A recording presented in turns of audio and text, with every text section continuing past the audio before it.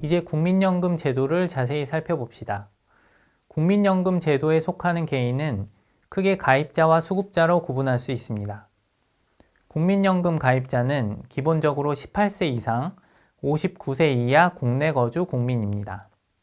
단, 공무원, 군인, 사립학교 교직원, 우체국 직원들은 별도의 공적연금 제도에 적용을 받기 때문에 가입 대상에서 제외됩니다.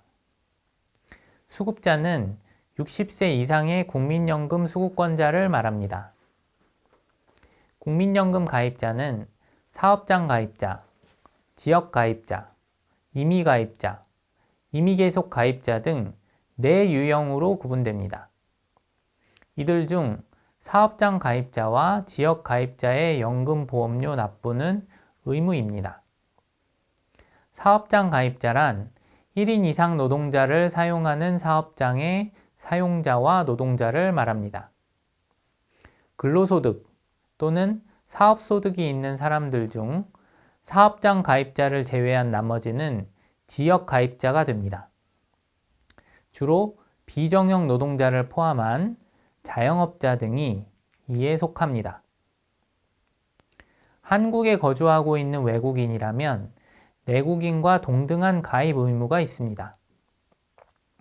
18에서 59세 외국인이 주한 외국기관을 포함한 사업장에 근무하면 사업장 가입자, 그렇지 않으면 지역 가입자가 됩니다.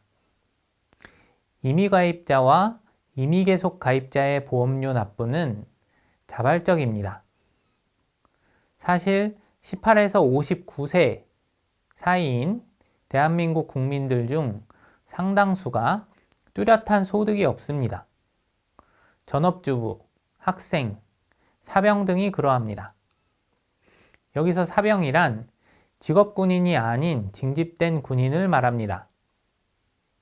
사병의 월급은 최근 많이 올랐지만 소득에 보험료가 부과되지 않습니다. 그 밖에도 기초생활보장 수급자 등은 사업장 가입자나 지역 가입자에 해당하지 않습니다. 하지만 뚜렷한 소득이 없는 사람들 가운데서도 자발적으로 보험료를 납부하고자 하는 사람들이 있을 수 있는데 이들은 본인 선택에 따라 국민연금공단에 신청해서 임의 가입할 수 있고 이를 임의 가입자라고 부릅니다. 다만 다른 공적연금 가입자는 국민연금 임의 가입이 허용되지 않습니다. 별 소득이 없다면 60세에 도달했더라도 65세까지 임의 가입함으로써 보험료를 납부해서 가입 기간을 늘릴 수 있습니다. 이를 임의 계속 가입자라고 부릅니다. 외국인의 경우 임의 가입은 허용되지 않습니다. 2020년 말 기준으로 전체 가입자 수는 약 2,158만 명입니다. 임의 가입자 및 임의 계속 가입자 비중은 국민연금 전체 가입자의 4%에 불과하고 의무 가입자 비중이 96%로 대부분을 차지합니다. 의무 가입자는 사업장 가입자와 지역 가입자가 3분의 2, 3분의 1을 차지합니다. 사실 국민연금 적용 대상 노동자 가운데 상당수가 미가입 상태로 남아 있습니다. 이 문제에 대해서는 7주차 강의에서 자세히 논의할 계획입니다. 연금보험료는 가입자에게 매월 부과되는데 보험료가 부과되는 월소득은 과세소득 중 근로소득이나 사업소득에 국한됩니다. 이를 소득월액이라고 부릅니다. 사업장 가입자의 경우 근로소득, 지역 가입자의 경우 근로소득과 사업소득의 합에 적용됩니다. 연금보험료는 사업에 필요한 비용으로 사업장 가입자에게는 사용자의 부담금과 노동자의 기여금의 합계액을, 지역 가입자, 임의 가입자에게는 본인이 내는 금액을 말합니다.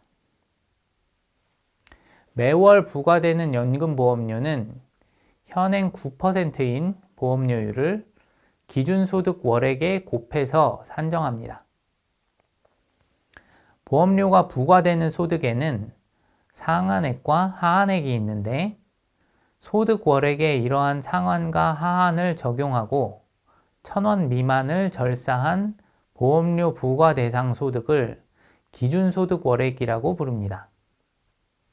2022년 3월 기준 상한액과 하한액은 524만 원과 33만 원입니다. 이를테면 어떤 사업장 가입자의 근로소득이 월 600만 원이더라도 보험료는 524만 원에 대해서만 산정이 됩니다. 국민연금 보험료는 기능적 관점에서 보면 세금보다 저축에 가깝습니다. 하지만 세금과 마찬가지로 피할 수 없기 때문에 준조세라고 불립니다. 국민연금 보험료 납부 기간은 소득이 발생한 다음 달 10일인데 납부 기한에 내지 못하면 연금보험료의 2에서 5% 수준의 연체금이 부과됩니다. 또한 연금보험료를 장기간 납부하지 않으면 국세 체납 처분과 마찬가지로 재산 압류 처분 등 강제 징수될 수 있습니다. 한국은 현재 건강보험공단에서 연금보험료 부과징수 업무를 담당하지만 많은 국가들에서 국세청이 사회보험료를 부과징수합니다. 우리도 한동안 국세청이 일괄 징수하는 방안을 추진한 적이 있습니다. 국세청은 소득에 대한 정보 접근성이 좋고 과세 권한이 있기 때문에 효과적인 징수 주체가 될 수 있었습니다. 뿐만 아니라 과거에는 행정력이 낭비되는 문제도 있었습니다.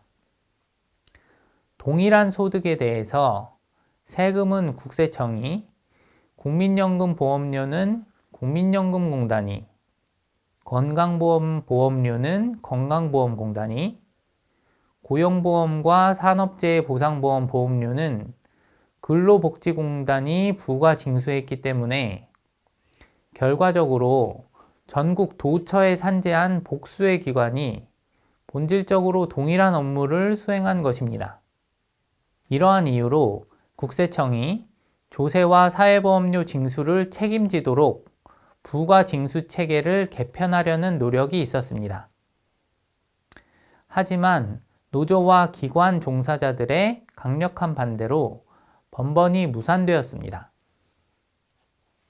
현재는 도처에 산재한 보험행정기관들을 그대로 둔 채 사회보험료를 부과하는 기능만 일원화되어 있습니다. 그것이 2011년 1월 1일부터 실시된 사회보험 통합징수제도입니다. 건강보험, 노령보험, 고용보험, 산업재해 보상보험 등의 보험료 징수 업무가 통합되어 국민건강보험공단에서 일괄 부과 징수하는 것입니다. 업무 중복이 제거됐고 가입자 입장에서도 편리해졌습니다. 통합고지서를 한 번에 받아볼 수 있을 뿐만 아니라 민원도 한 번에 처리할 수 있는 장점이 있습니다.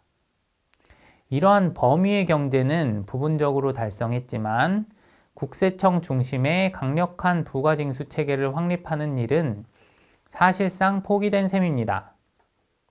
다음 강의에서는 노령연금에 대해 살펴보겠습니다.